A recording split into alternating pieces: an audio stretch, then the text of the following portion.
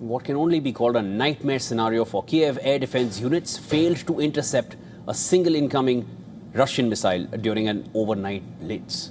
The latest strikes have killed at least 17 people and injured more than 50 as Kyiv struggles to stop the barrage. Putin is raising the tempo of his air war, but Ukraine is hitting back with long-range drone attacks deep inside Russia.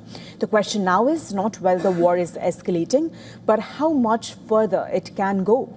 Take a look at this report for more.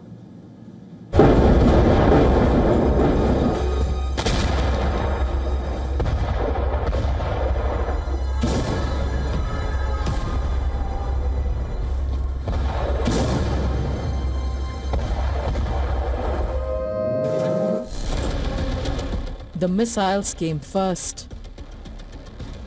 There was no warning beyond the sirens.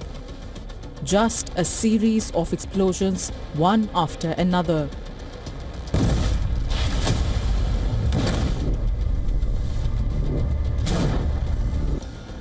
Ukraine says it intercepted many of the Russian drones, but none of the missiles. That single fact may be the biggest warning yet about the direction of this war. Kyiv and the surrounding regions were also hit by fatal overnight Russian barrage of missiles. The night was so terrifying, so hard. It's scary to read the news because these are people, and we've gotten used to waking up thinking, we were lucky today, and that's very scary. My husband is on the front lines, and just imagine how he's worrying that a missile is flying toward my house right now, and every night, instead of resting, he calls to ask, where am I? Have I gone down to the shelter or not? I couldn't believe it. I'd already been in Kyiv and had heard explosions before, but nothing like today. You couldn't even hear that it was a missile. I don't even know what it was, but you couldn't hear the missile itself. The blast wave just hit the cab. It's a good thing we managed to get out of the truck.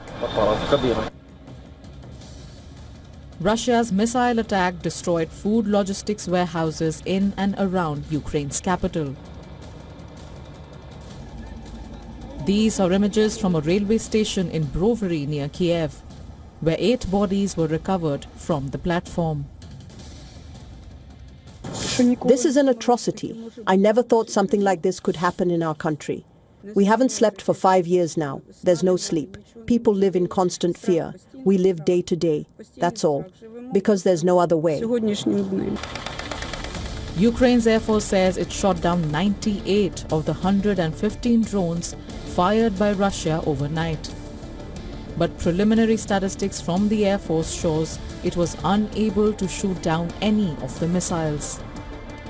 Kyiv can intercept the vast majority of drones, but still relies on supplies from allies to counter Russian missiles.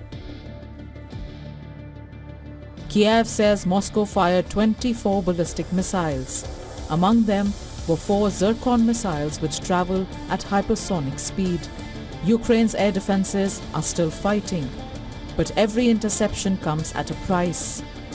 Every Patriot missile fired is one less available for the next attack, and Russia knows this.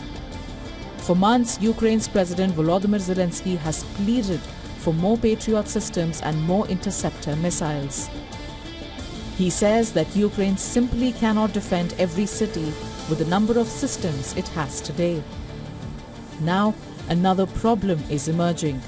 Even the United States has acknowledged concerns about limited Patriot interceptor inventories as demand grows across multiple theaters, which means replacing the missiles Ukraine fires is becoming even harder. For Moscow, this is becoming a war of attrition. The objective is not only to destroy targets, it is to empty Ukraine's arsenal and force the country to make impossible choices. Kyiv is still striking back deep inside Russian territory, using long-range attack drones to hit military airfields and fuel depots. But back home, the strategic arithmetic has turned fatal. With Western arsenals empty and no interceptors left in reserve, Ukraine is forced to face Putin's expanding ballistic arsenal with completely shieldless skies. Bureau Report, WION. World is One.